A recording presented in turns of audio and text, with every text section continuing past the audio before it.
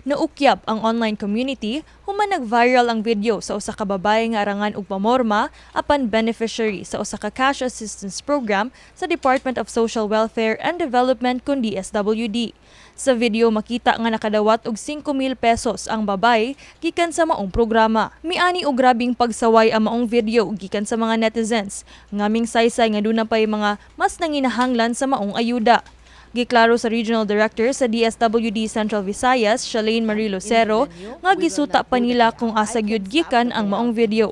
Apan gipasabot ni ini nga dili mo base ang DSWD sa sanina o pamorma sa mga mo-apply sa ilang mga programa sama sa Pantawid Pamilyang Pilipino Program o 𝗵𝗶𝗇𝗃, Assistance to Individuals in Crisis Situation kun AICS, ug ang ayuda para sa kapos ang kita kun AKAP. Ang mga beneficiaries mo qualify sa cash assistance kung duna sila'y mapakitang igong mga requirement sama sa lehitimong ebidensya nga sila ubos sa crisis situation alang sa AICS o kung mapamatud-an nga ilang kita ubos gyud sa minimum wage alang sa AKAP. But ang point is, sa DSWD, dili man ta mo judge sa tao according sa iyang pagsanina.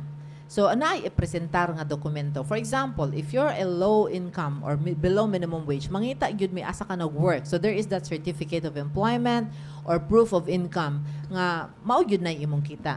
O, pag-abot din sa mga medical conditions nga kinahanglan silag ayuda under sa AICS, we have to look for proof like medical certificates, there is that prescription by the doctor, naapagani na quotation kung unsa ang gikinahanglan nila nga mga tambal. Gani mipasalig sab si Lucero nga strikto ang screening process sa ilang mga social workers. Base sab sa datos sa DSWD-7, moabot sa 12% ang poverty rate sa rehiyon. Pasabot ni ini, mukabat sa 500,000 ang gikonsiderar nga poor households. Mao nga bisan og niani og pipila ka mga saway ang dole-out program sa gobyerno, giesplikar ni Lucero nga kinahanglan man sad gyud kini ilabi na sa mga Pilipinong niagi gyud og grabing kalisod. I think ayuda is makaingon tang nagsalig na ba ang mga tao? Makaingon tingali tag na, but we don't have an evidence that is done scientifically that makaingon tang yes na mao na lang na. Kay kung tinuod nga nagsalig sila basig daghan na ang nangamatay. No? So, but I think because they are in crisis, they are in a difficult situation, they wanted to avail of every opportunity that the government offers. Giklaro sab ni Lucero nga hugot nga gidili sa ilang buhatan nga gamiton sa pamulitika ilang mga financial distribution programs. Hilabi na karong umaabot nga piniliay. Matud pa dili mamahimong makaapil sa ilang mga cash distributions ang mga politiko o gidili sab ang pagbutang sa ilang mga ngan sa sobre nga dunay hinabang gikan sa DSWD.